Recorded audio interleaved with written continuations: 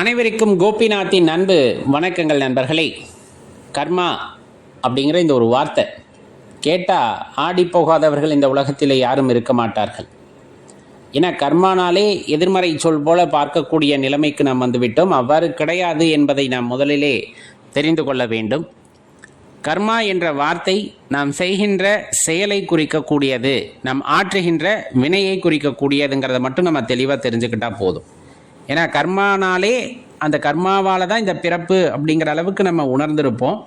ஆனால் எல்லோருமே என்ன நினைப்பது அப்படின்னா, ஏதோ ஒரு கெடுதல் செஞ்சுருக்கோம், அதனால தான் இந்த பிறப்பு வந்திருக்கு, அதுதான் நமக்கு கர்மாவாக தொடருது அப்படிங்கிற மாதிரியான எண்ணத்தில் இருப்பது முற்றிலும் தவறான ஒரு விஷயம் அப்படிங்கிறத தெரிஞ்சுக்கணும். அப்போ கர்மானா எப்படி என்ன அப்படின்னு தெரிஞ்சுக்கிட்டு அதுக்கப்புறம் அதை எப்படி கழிப்பது அப்படிங்கிறதையும் இந்த தொகுப்பில் நம்ம பார்க்கலாம். மறக்காமல் இந்த வீடியோ லைக் பண்ணிவிட்டு உங்கள் நண்பர்களோடையும் பகிர்ந்துக்குங்க பிடிச்சிருந்தா. பொதுவாக நம்ம ஏற்கனவே சொன்ன மாதிரி ஆற்றுகின்ற வினையை நாம் கர்மா என்போம். அப்போ நீங்கள் என்ன வினை ஆற்ற வேண்டும் என்பதை தீர்மானித்து இறைவன் இங்கே அனுப்புகிறார் அப்படின்னு வச்சுக்கலாமா? கண்டிப்பாக. ஏன்னா சொல்லும் போதே சொல்லுவாங்க, நம்ம எல்லாம் ஒரு பொம்மை தான் அப்படிங்கிறத இங்கே சொல்லுவாங்க. உலகத்திற்கு நம் ஒரு பொம்மையாகத்தான் இங்கே வருகிறோம் அப்படிங்கிறத சொல்லப்படும். அந்த பொம்மைக்கு யார் இங்கே கீ கொடுக்குறாங்க அப்படிங்கிறத பொறுத்து தான் நம்மளுடைய வினை அப்படிங்கிறது. இறைவன் நமக்கு அந்த கீயை கொடுக்குறார், அதன்படி நம்ம ஆடுகிறோம் அப்படிங்கிறத நம்ம பொதுவாக தெரிந்து வைத்திருப்போம். அப்போ நமக்கு அப்படின்ட்டு எந்த ஒரு ஆசாபாசங்களோ அல்லது எதுவும் கிடையாது. எல்லாமே தலையில் எழுதின மாதிரி தான் இருக்குமா அப்படின்னா கிடையாது. நமக்கு சந்தர்ப்பங்கள் கொடுக்கப்படும். இவ்வினை இந்த பிறப்பிலே உனக்கு நிகழும் அப்படிங்கிறத இறைவன் கொடுத்திருக்கிறார் என்றால் அந்த வினையை நீங்கள் எவ்வாறு கையாள போகிறீர்கள் அப்படிங்கிறது நம்ம கையில் தான் இருக்கும். அதை எவ்வாறு கையாள போகின்றோம் அப்படிங்கிறது நம்ம கையில் கொடுத்துட்றாங்க. அதனால தான் மேலும் பல வினைகள் ஏற்படுவது அப்படிங்கிறத தெரிஞ்சுக்கணும். ஏன்னா இறைவனே அனைத்தையும் தீர்மானிக்கிறார் அப்படின்னா அந்த பிறப்பில் ஏற்படக்கூடிய வினைகளுக்கு யார் காரணமாக இருக்க மாட்டார்கள்? அந்த பிறப்பெடுத்த உயிர் காரணமாக இருக்காது. அப்போ அதை அனுபவிக்க வேண்டும் என்ற அவசியம் அதற்கு இல்லை. எல்லாத்தையும் இறைவனை எழுதிவிடுகிறார் என்றால். ஆனால் இறைவன் உங்களுக்கு சந்தர்ப்பங்களையும் அந்த வினைகளையும் கொடுத்து அனுப்புகின்றார். அதற்கு நீங்கள் எவ்வாறு வினை ஆற்றுகிறீர்கள் அப்படிங்கிறது உங்கள் கையிலே இருக்கிறது. அதனால தான் இந்த பிறப்பு மீண்டும் மீண்டும் வருது. ஏன் அப்படி அப்படின்னா, உணர்ந்து இந்த வினை ஏன் ஏற்படுகிறது என்பதை உணர்ந்து அதை தீர்க்கும் பொருட்டு நீங்கள் ஆற்றுகின்ற அந்த நல்ல விஷயங்கள் அப்படிங்கிறது உங்கள் வினையை குறைக்க வல்லதாக இருக்கின்ற பட்சத்திலே ஒரு கட்டத்திலே நியூட்ரலைஸ் அப்படின்னு சொல்லுவோம். நம்ம கொண்டு வந்த வினை எல்லாத்தையும் தீர்த்து எதுவும் இல்லாமல் இருக்கின்ற சூழ்நிலையிலே நம்ம அடுத்த பிறப்பை நோக்கி போக மாட்டோம் அப்படிங்கிறது நம்முடைய நம்பிக்கை. ஆனால் அந்த நியூட்ரலைஸ் ஆக்குறது அவ்வளவு எளிதான விஷயம் அப்படின்னா கிடையாது தான். ஏன் அப்படி சொல்கிறோம் அப்படின்னா, நாம் ஒரு வினை ஆற்றும் போது அதன் தொடர்ச்சி இருந்து கொண்டே இருக்கும். நம்ம ஒரு உயிருள்ள ஜீவனுக்கு நாம் உணவு கொடுக்கின்றோம். அந்த புண்ணியத்தின் விளைவாக நாம் இன்னொரு நல்வினையை ஏற்படுத்தி கொள்கின்றோம். நிறைய பேத்துக்கு நீங்கள் சாப்பாடு போடுறீங்க, அன்னதானம் போடுறீங்க. கண்டிப்பாக அதனால் வரக்கூடிய புண்ணியங்களின் பயனாக அதை அனுபவிப்பதற்காக நீங்கள் இன்னொரு பிறவி எடுத்து தான் ஆகணும். அப்போ இதை எப்படி நியூட்ரலைஸ் பண்ணுறது? அப்போ கெடுதலும் செய்யக்கூடாது, நல்லதும் செய்யக்கூடாது. முடிஞ்ச அளவுக்கு கெடுதல் செய்யாமல் இருக்கணும் அப்படின்னு சொல்லுவாங்க. ஏன்னா அது பெரிய விளைவுகளை ஏற்படுத்தக்கூடியது. அப்போ நல்லது செஞ்சால் நல்ல விளைவுகளை உண்டாக்கும். அதை அனுபவிப்பதற்காக இன்னொரு தடவை பிறக்கணுமே அப்படிங்கிற ஒரு கடுமையான விஷயம் இருக்குல்ல. ஏன்னா பிறவியே வேண்டாம் அப்படிங்கிறது அடியார்களுடைய கூற்றாக இருக்கும்போது நல்லதும் வேண்டாம் கெட்டதும் வேண்டாண்டு ஒதுங்கி போகிறது தான் சிறப்பாக இருக்கும் அப்படிங்கிறது நம்ம ஆண்டோர் பெருமக்கள் நமக்கு கூறுவது, அதாவது ஆன்மீகத்திலே வருபவர்கள். அந்த வகையிலே நல்வினையும் என்னை தீண்டாமல் இருப்பதற்கு நான் என்ன செய்ய வேண்டும் அப்படிங்கிற ஒரு வினாவை நாம் எழுப்பினால் எப்பொழுதுமே எந்த வினைக்கும், அதாவது நல்வினை செய்யும் போது தீவினை அறவே ஆகாது, விட்டுருங்க. ஒருத்தரை பற்றி தப்பாக பேசுறது, ஒருத்தரை குறை சொல்வது, இந்த மாதிரி பொறாமப்படுறது, கோபப்படுறது, இது எல்லாம் தீவினை அப்படின்னு வச்சுட்டு அது எதையுமே நீங்கள் தொட வேண்டாம், ஒதுக்கி விடுங்கள். அதை எக்காரணம் கொண்டும் வாழ்க்கையில் சேர்க்க வேண்டாம், அது இன்னொரு பிறப்பை கொடுத்து விடும் அப்படின்னு. ஆனால் அதுக்குன்னு நல்லது செய்யாமல் இருக்க முடியுமா? யாரேனும் கையெடுத்து கும்பிடுகிறார்கள், எனக்கு பசிக்குதுன்னு சொல்கிறாங்க, என்னால் வாழவே முடியலன்னு சொல்கிறாங்க. அப்போ எல்லாம் நம்மளால் முடிஞ்ச அளவுக்கு உதவி செய்யாமல் இருக்க முடியுமானா கண்டிப்பாக உதவி செய்யணும். அது உங்கள் வினையாக இருக்கும். ஆனால் ஒரு விஷயத்தை தெரிஞ்சுக்கணும், அந்த வினை ஆற்றணும், அதனுடைய பலன் நமக்கு வராமல் செய்யணும். நீங்கள் உதாரணத்துக்கு எடுத்துக்கிட்டால், நம்ம கர்ணனை சொல்லுவாங்க இல்லையா மகாபாரதத்தில், எல்லா புண்ணியமும் இருக்கும், அவருக்கு உயிர் போகாத தருவாயில் வந்துட்டு கிருஷ்ண பரமாத்மாவே எல்லா புண்ணியத்தையும் எனக்கு கொடுன்ட்டு அதையும் வாங்கிக்கிறார், அதனால் உண்டாகக்கூடிய பலனையும் கொடு அப்படின்ட்டு. அப்போ தான் அந்த கர்ணனுடைய உயிர் மோட்சத்தை நோக்கி போகிறது அப்படிங்கிறத நம்ம பார்த்துருப்போம் அந்த மகாபாரதத்தில். அப்போ எந்த வினை ஆற்றினாலும் அதனால் வருகின்ற அந்த நல்ல பலன்களும் நம்மை சேர்ந்து கொள்கின்றன அப்படின்னா அதற்காக நாம் இன்னொரு பிறவி எடுத்தாக வேண்டிய கட்டாயம் இருக்கும். அப்போ எப்படி சேராமல் சேர்ப்பது ரொம்ப முக்கியம். அதுதான், எதுக்கும் பொறுப்பெடுத்துக்காதீங்க. நல்லது செய்கிறோம் அப்படின்னா நான் தான் செய்கிறேன் அப்படிங்கிற பொறுப்பெடுத்துக்காதீங்க. இறைவன் செய்ய சொன்னால் நான் கருவியாக இருந்து செய்கின்றேன், எந்த நன்றியை செலுத்துவதாக இருந்தாலும் எம்பெருமான் ஈசனுக்கு செலுத்துங்கள் அப்படின்ட்டு போயிருங்க. வர்ற புண்ணியம் எல்லாம் அவருக்கு போகட்டும். ஆனால் கெடுதல் எந்த நேரத்திலும் செஞ்சிடக்கூடாது, தெரியாமல் கூட. அப்போ அந்த இடத்துல என்ன ஆகும் அப்படின்னா ஒரு தெளிவான புரிதல் உண்டாகும்.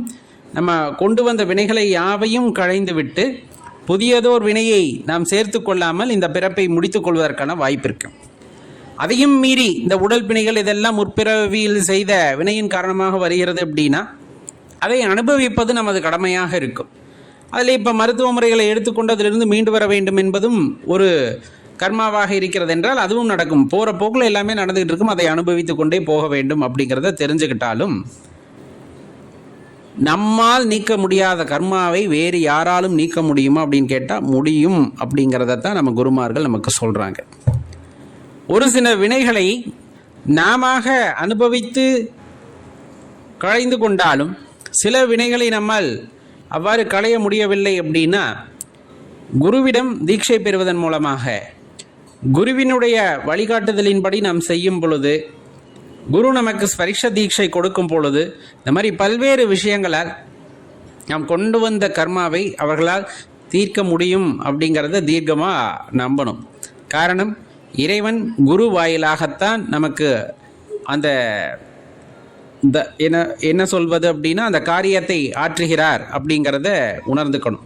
இப்போ கர்மா கழிக்க முடியாதா அப்படின்னா கேட்டால் அப்படிலாம் கிடையாது. கர்மாவை கழிக்க முடியும், அனுபவித்து கழித்து கொள்ளலாம். அவ்வாறு அனுபவித்தும் கழியாத கர்மாவை இறைவன் குருவாக வந்து கழித்து விடுகிறார் அப்படிங்கிறத புரிந்து கொள்ளுங்கள். பொதுவாக ஒரு வாழ்க்கையில் மனிதன் சந்தோஷமாக இருக்க வேண்டும் அப்படின்னா வாழ்க்கையை வாழ வேண்டும், அதற்காகத்தான் இறைவன் கொடுத்திருக்கிறார். எந்த மாதிரி விஷயங்களை ஆராய்ந்து நம் வாழ வேண்டும் அப்படிங்கிறத நம்ம சிந்திக்கணும் இல்லையா? ஏன்னா நம்ம நிறைய விஷயங்களை பார்த்துருப்போம், இன்னைக்கு நிறைய காணொளிகள் பரவுவதை பார்த்துருப்போம். இந்த பிரபஞ்சத்தில் நாம் யார் அப்படின்ட்டு சில காணொளிகள் எல்லாம் இருக்கும். அதை பார்க்கும் பொழுது நமக்கு தோணும், ஆமா நம்ம ஒன்றும் இல்லைல்ல, ஒரு சின்ன புள்ளி கூட இல்லைல்ல அப்படிங்கிற மாதிரியான எண்ணங்கள் மனதிலே வரும். ஆனால் அடுத்த நொடி திருப்பியும் இந்த போட்டி மிகுந்த உலகத்திற்குள் நாம் சென்று விடுவதன் காரணமாக அது எல்லாம் ஒரு வினாடியில மறந்து போய்விடும். அப்ப உண்மையிலுமே இந்த வாழ்க்கை எதற்கு அப்படின்னா சந்தோஷமாக வாழ்வதற்கு. சந்தோஷமா வாழ்றதுக்கு அப்படின்னா நம்ம மட்டும் சந்தோஷமா வாழ்றதுக்கு இல்லை, நம்மை சார்ந்தவர்கள், நம்மை சுற்றி இருப்பவர்கள், நம்மை நம்பி இருப்பவர்கள் அனைவரும் சந்தோஷமாக இருப்பதற்காகத்தான் இந்த வாழ்க்கை அப்படிங்கிறத எத்தனை பேர் நம்ம புரிஞ்சுக்கிட்டு இருக்கோம் அப்படிங்கிறதா இந்த இடத்துல பெரிய கேள்வி. அப்ப என்னதான் பண்ணணும் இந்த வாழ்க்கையை சந்தோஷமா வாழ்றதுக்கு? ஒரு சின்ன பதிவு தான். எந்த ஒரு விஷயத்தை செய்யும் முன்னரும் அந்த விஷயத்தை பற்றின தேவையான புரிதல் இருக்க வேண்டும். பொதுவா ஒரு பொருள் மேல இருந்து கீழே விழுகுது, அந்த பொருள் ஏன் விழுந்தது அப்படிங்கிற ஒரு காரணம் கண்டிப்பா இருக்கும். ஒன்று காத்து வேகம் அடிச்சிருக்கும், இல்லை யாராச்சும் தட்டி விட்டு இருப்பாங்க, வைக்கப்பட்டிருந்த அந்த பொருளோட கனம் அதிகமாக இருந்திருக்கலாம், அதனால அதை தாங்கி பிடித்து கொண்டிருந்த பொருள் உடைந்திருக்கலாம். இது மாதிரி நிறைய விஷயங்கள் அதற்கான காரணம் இருக்கும். அப்ப எந்த ஒரு வினை நடக்கிறது என்றாலும் அந்த வினைக்கு ஒரு காரணம் அப்படிங்கிறது இருந்தே தீரும் அப்படின்னா அதுல மாற்று கருத்தே இல்லை. எந்த ஒரு செயலும் காரணம் இல்லாமல் இந்த உலகத்திலே நிகழ்வது இல்லை அப்படிங்கிறத மனசு முதல்ல ஏற்றுக்கொள்ள வேண்டும்.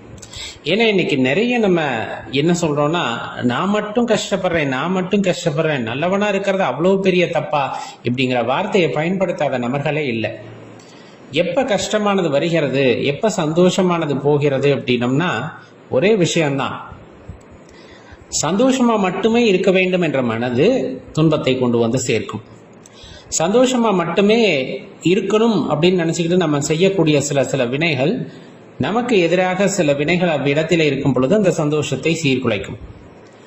அப்ப அந்த மாதிரியான வினைகள் யாது அப்படின்னு பார்த்தோம்னா, பிறருக்கு துன்பம் இழைக்கக்கூடிய விதத்தில் அமைகின்ற வினை நம்முடைய சந்தோஷத்தையும் போக்கும் அப்படின்னு அதுல மாற்று கருத்தே இல்லை. சிந்தித்து பாருங்கள். எப்போதெல்லாம் நாம் ஒரு துன்பத்தை அனுபவித்திருப்போம் அப்படின்னு சொன்னோம்னா, ஏதோ ஒரு காரண காரியத்திற்காக நாம் செய்த சில வினைகள் மற்றவர்களை பாதிக்கும் பொழுது அது நமக்கு பிரச்சனையாக மாறி நம் சந்தோஷத்தை சீர்குலைத்திருக்கும், நமக்கு கஷ்டத்தை உருவாக்கியிருக்கும். நம்மை பொறுத்தவரை அது சரியாகத்தான் இருந்திருக்கும். ஆனால் அது பிறரின் பார்வைக்கோ பிறரின் அனுபவத்திற்கோ அது கஷ்டத்தை உண்டாக்கக்கூடியதாக இருக்கின்ற பட்சத்தில் அவர்கள் மீண்டும் வினையாற்றும் பொழுது நமக்கு அந்த கஷ்டம் அப்படிங்கிறது வந்திருக்கும். பொதுவாக ஒரு விஷயம் தெரிஞ்சுக்கணும். எப்பவுமே அறிஞர்கள் சொல்வது எல்லாம் ஒரு விசையின் காரணமாக இணைக்கப்பட்டுள்ளன அப்படின்னு சொல்லிடுவாங்க. ஒவ்வொன்றுக்கும் ஒவ்வொரு பேர் வச்சிருவாங்கன்னு வச்சுக்கோங்க. இன்னைக்கு அறிவியல் ஒரு 300 வருட காலகட்டத்தில் ஒரு பெரிய அளவிலான மாற்றத்தை ஏற்படுத்தி இருக்கிறது, மாற்று கருத்தே இல்லை. அந்த 300 வருடத்திற்கு முன்னாடி இந்த பூமி தட்டையா இருந்ததுன்னு ஒரு சாரார், கோள வடிவத்தில் இருக்கு, இது மாதிரி பல விஷயங்களை சொல்லி கொண்டிருந்தோம். நம்மளுடைய பார்வை அப்படிங்கிறது ரொம்ப குறுகிய பார்வையா இருந்தது. அதன் பிறகு நிறைய கண்டுபிடிப்புகள் வந்தது, நிறைய தொலைநோக்கி கருவிகள் வந்தது. அதன் மூலமாக நம்ம பூமிக்கு அப்பால் என்னென்ன விஷயங்கள் இருக்கின்றன என்பதை ஆராய்ந்தார்கள். இன்று பார்த்தீங்கன்னா நிறைய ஒளியாண்டிற்கு அப்புறம் இருக்கக்கூடிய கிரகங்கள், பிரபஞ்சம், இந்த மாதிரி நிறைய விஷயத்தை பற்றி ஆராய்ந்து அறிந்து கொண்டிருக்கிறார்கள் அறிவியல் முன்னேற்றத்தின் காரணமாக. இப்ப பூமி ஏன் சூரியனை சுத்தி வருது அப்படின்னா ஒரு கோட்பாடு இருக்கும். அதை அறிந்து அனைவருக்கும் அறிவித்த ஒருவருடைய பெயரை அதற்கு பெயராக வைத்திருப்பார்கள். இப்போ ஈர்ப்பு விசை அப்படிங்கிறத ஒருத்தர் ஆராய்ந்து அறிந்திருக்கிறார் அப்படின்ட்டு சொல்லி அதற்கு ஒரு தலைப்பு கொடுக்கிறார்கள். இந்த மாதிரி நிறைய விஷயங்கள் வந்துட்டு இந்த பிரபஞ்சத்திலே ஏற்கனவே இருந்ததை தெரிந்து மற்றவர்களுக்கு சொல்லும் பொழுது அதற்கு அவர்களின் பெயர்களை வைத்துக் கொண்டிருக்கிறார்கள். அறிவியல் பூர்வமாக சில நிரூபணங்களை செய்திருக்கிறார்கள்.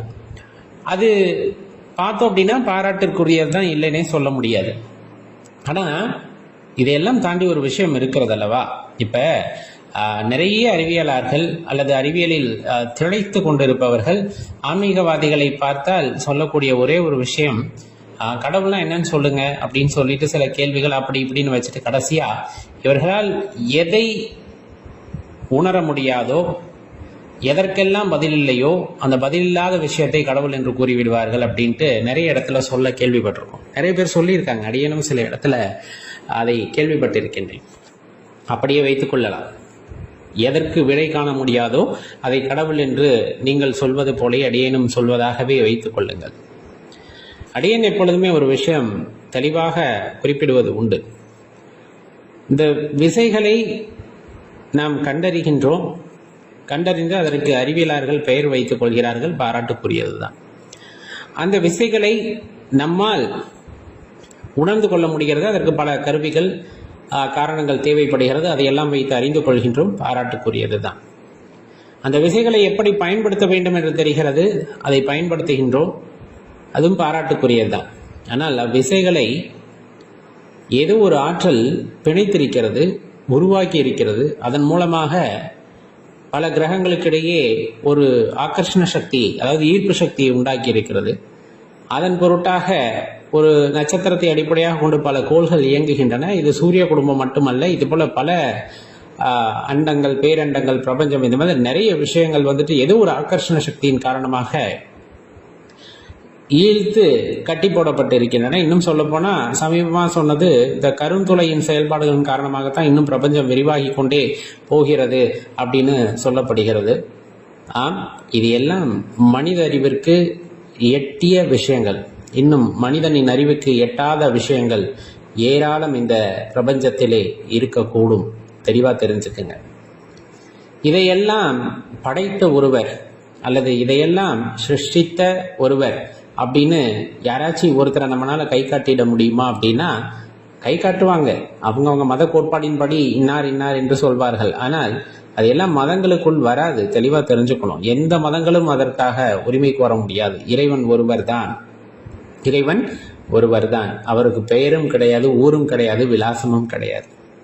அவர் சொந்தமும் கிடையாது, பந்தமும் கிடையாது. அதே போல பாச நேசங்கள், அந்த மாதிரி மலங்கள்னு சொல்லுவோம் இல்லையா, அது எதுவும் மற்றவர் அப்படிங்கிற ஒரு இடத்துக்கு போயிட்டோம். அப்படிங்கும் போது அது ஒரு அருட்பெரும் சக்தி, அருட்பெரும் சக்தி. அதை எத்தனை பேர் உணர்ந்து கொண்டிருக்கின்றோம் அப்படிங்கிறது தான் இங்க இருக்கக்கூடிய பெரிய கேள்வியே.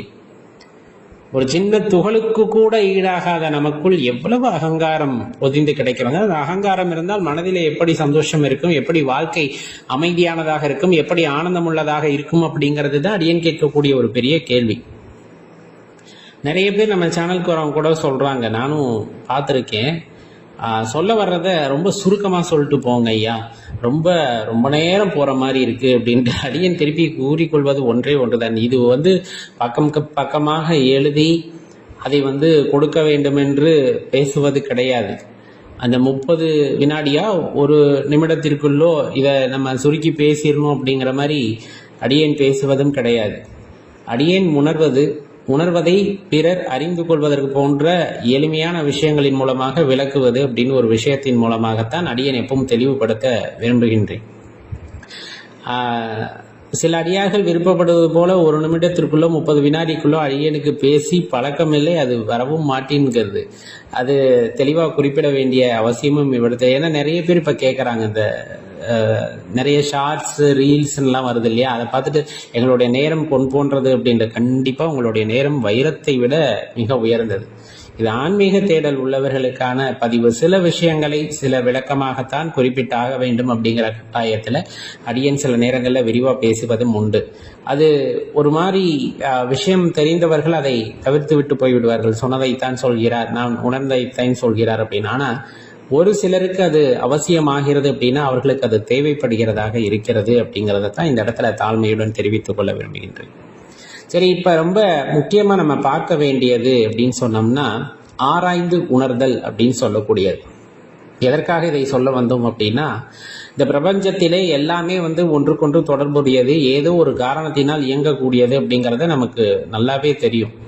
இன்னைக்கு நான் காலையில் எந்திரிக்கிறேன் அப்படிங்கும் போது சாதாரணமாக எந்திரிச்சிருக்க மாட்டேன். இன்னைக்கு என்னால் ஆக வேண்டிய காரியங்கள் இருந்திருக்கும். அந்த காரியத்தின் காரணமாக அந்த இறைவன் எனக்கு ஒரு புது வாழ்க்கையை கொடுத்திருக்கிறார். சில பேர் படுக்கிறாங்க, அடுத்த நாள் காலையில் எந்திரிக்கிறதில்ல. காரணம், அவர்களுக்கான வேலை எதுவும் இல்லை, முடிஞ்சு போச்சு, கிளம்பி வா அப்படின்ற அந்த உத்தரவு விடுகிறது என்றால் அவர்கள் சென்று விடுகிறார்கள். தூங்க வேண்டும் என்று கூட இல்லை, நடந்து கொண்டிருப்பவர் கீழே சாய்கின்றார், நெஞ்சை பிடித்து கொண்டு உட்காருகின்றார்.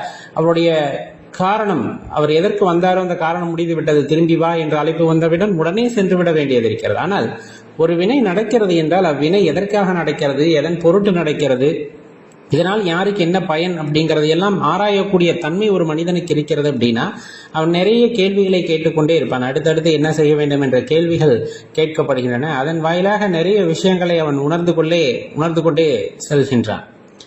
இதை அடிப்படையாக வைத்துக் கொள்ளுங்கள். ஒரு மனிதன் மகிழ்ச்சியாக வாழ வேண்டும் என்றால் வாழ வேண்டும். எப்படி வாழ வேண்டும்? வாழ்வதற்குத்தான் வாழ்க்கை. பிறரை துன்பப்படுத்தி வாழக்கூடாது. எந்த ஒரு செயலையும் நீங்கள் செய்ய ஆரம்பிக்கிறீர்கள் என்னும் பொழுது தெளிவாக ஒரு விஷயத்தை நாம் புரிந்து கொள்ள வேண்டும். நம்ம மற்ற விஷயத்துக்கெல்லாம் கேள்வி கேட்கிறோம்ல, ஒரு பேப்பரை கொடுத்து ஒரு கையெழுத்து போடுங்க அப்படின்னு யாராச்சும் உங்களிடம் கேட்டால் உடனே கையெழுத்து போட்டு விடுவோமா அப்படின்னா கண்டிப்பாக கேட்க மாட்டோம். 1008 கேள்வி கேட்போம். அந்த கேள்வி கேட்பது தப்பா என்றால் கண்டிப்பாக கிடையாது. அது ஒரு அறிவுபூர்வமான மனிதனுக்கு ஒரு சிறந்த விஷயம். ஏன்னா நிறைய விஷயங்களை தெரிஞ்சுக்கணும். சும்மா நீற்ற இடத்துல கையெழுத்து போடக்கூடாது. அப்போ பல கேள்விகளை கேட்டுட்டு தான் அது சமாதானமானதான் நம்ம கையெழுத்தே போடுவோம். அதே போலதான் ஒரு வினை ஆற்றுகிறீர்கள் அப்படிங்கும் போது அந்த வினைக்கு முன்னால் பல கேள்விகளை கேளுங்கள்.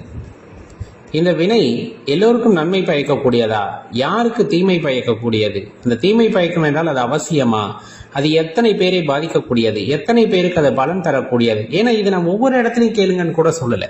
ஒரு முக்கியமான முடிவெடுக்க போறீங்க அப்படிங்கும் போது அந்த முக்கியமான முடிவிற்கு முன்னால் இத்தனை கேள்விகளும் கேட்பது ஒன்றும் தவறில்லை. ஏன்னா நாம் எடுக்கக்கூடிய முடிவினால் பலர் சந்தோஷமாக இருப்பது அப்படிங்கிறது வேறு, சிலர் துக்கமாகி விடக்கூடாது அப்படிங்கிறது வேறு.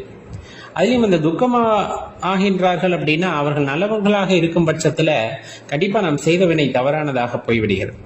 அதுக்காக செயலாற்றாதீர்கள் அப்படின்னு சொல்ல வரல. எந்த இடத்திலையும் பிறருக்கு பாதிப்பை உண்டாக்கக்கூடிய சில வினைகளை சில இடங்களில் தவிர்த்து கொண்டு செல்லுதல் அப்படிங்கிறது வாழ்க்கையை வாழ்வதற்கு ஈடானது. நம்மளுக்கே தெரியும் இல்லையா, அதாவது ஒரு வினை இது ஒரு நல்லோரை பாதிக்கப் போகிறது அப்படின்னு நம்மளுக்கு தெரிஞ்ச வினை தேவையா அப்படிங்கிற அந்த கேள்வியை மட்டும் மனதில் எழுப்பிக் கொள்ளுங்கள். ஒருத்தர் இது பெருசா காயப்படுத்த போகிறது அப்படின்னா அந்த காயப்படுத்தக்கூடிய வினையை நாம் மாற்ற வேண்டுமா இந்த பிரபஞ்சத்திலே அப்படிங்கிற கேள்வி கேட்டீங்க. ஏன்னா அவங்களுக்கு முன்னாடி போய் நான் பெரியவன் அப்படின்னு நிரூபித்த ஒன்றும் ஆக போறதில்லை. ஏன்னா திருப்பியும் அடியேன் சொல்வது இந்த பிரபஞ்சத்திலே நம்ம ஒரு மண் துகளுக்கு கூட ஈடு இல்லாமல் இருக்கும் பொழுது நான் பெரியவன் என்று இன்னாருக்கு நிரூபித்து என்ன ஆக போகிறது? நான் அந்த மண் துகளிலிருந்து ஒரு மலை போல உருவாக போகிறேனா அப்படின்னா கிடையாது. நம்ம உத்து பார்த்தா கூட இந்த பிரபஞ்சத்திலிருந்து ஒரு புள்ளியா கூட நம்ம தெரிய மாட்டோம். அப்படிங்கும் போது பிறரை கஷ்டப்படுத்தி பிறரை துன்பப்படுத்தி வாழ வேண்டும் என்ற எண்ணத்தை நாம் தவிர்த்துக் கொள்ளும் பொழுது கண்டிப்பா அந்த வினையானது ரொம்பவே சிறப்பானதாக இருக்கும். அந்த வாழ்க்கையானது நமக்கு மிகவும் பயனை கொடுக்கக்கூடிய வகையில், பயன் அப்படின்னா சந்தோஷத்தை கொடுக்கக்கூடிய வகையிலே இருக்கும் அப்படின்னா அதுல நாம் சந்தேகம் கொள்ள தேவையில்லை. அப்ப செயலாற்றும் பொழுது யோசித்து பிறகு செயலாற்ற வேண்டும். மனிதனுக்கு இறைவன் யோசிக்கக்கூடிய சக்தியை கொடுத்திருக்கின்றார். முதல் மனிதன் எவ்வாறு இருந்தான் என்பது பெரிய கேள்வி. அறிவியலிலுமே கூட இன்னைக்குமே அதற்கான விடை யாரிடமும் இல்லை. இப்படி இருந்திருக்கலாம் என்று சொல்வார்களே தவிர இப்படிதான் மனித இனம் உருவானதுன்னு யாருனாலையும் சொல்ல முடியாது. ஒரு கோட்பாடை சொல்வார்கள், பிறகு அதை தவறு என்று நிரூபிப்பார்கள், புது கோட்பாடு வரும், அதையும் தவறு என்று, இப்படியே தான் அறிவியல் சென்று கொண்டிருக்கும். ஆனா விடை காண முடியாத ரகசியங்கள் அவையெல்லாம். பல மில்லியன் ஆண்டுகளுக்கு முன்னால் மனிதன் தோன்றி இருக்கின்றார். அப்படிங்கும் பொழுது அந்த மனிதனுக்குள் சிந்திக்கக்கூடிய ஆற்றல் இருந்ததா அப்படின்னா அந்த காலத்திற்கு ஏற்றாற் போல சிந்திக்கக்கூடிய ஆற்றல் இருந்திருக்கும். காலப்போக்கிலே ஒரு மனிதன் ஒரு வளர்ச்சி அடைகின்றான், தனது பரிணாமத்திலே ஒரு வளர்ச்சி அடைகின்றான். அப்படிங்கும் போது ஒவ்வொரு காலகட்டத்திற்கும் ஏற்றவாறு அவனது எண்ணங்கள் மாறிக்கொண்டே இருந்தன. அவனின் அறிவு வளர்ச்சி அப்படிங்கிறது மாறிக்கொண்டே இருந்தது. இன்றைய காலகட்டங்களிலே அது அறிவியலை சார்ந்து செல்கிறது, நல்ல விஷயம்தான். ஆனால் அது மனித குலத்திற்கு எவ்வளவு பாதிப்பை உண்டாக்கக்கூடியதாகவும் இருக்கிறது அப்படிங்கறத யோசிச்சு பார்க்கணும் இல்லையா?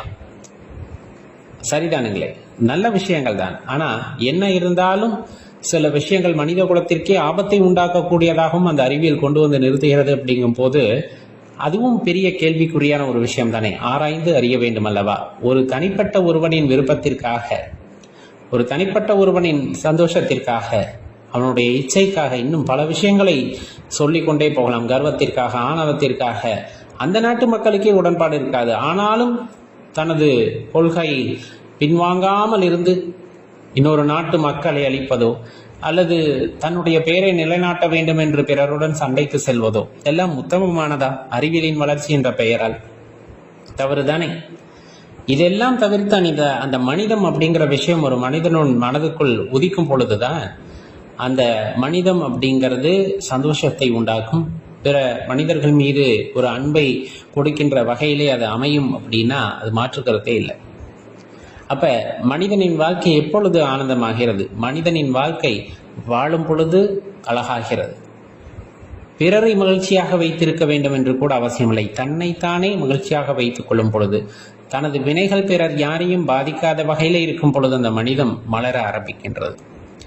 ஒவ்வொருவரும் பிறர் மனம் புண்படும்படி இல்லாமல் சந்தோஷமாக இருக்கும்படி ஆற்றுகின்ற சில வினைகள் வாழ்க்கையிலே ஒரு பெரிய மாற்றத்தை நமக்குள் உண்டாக்கும்.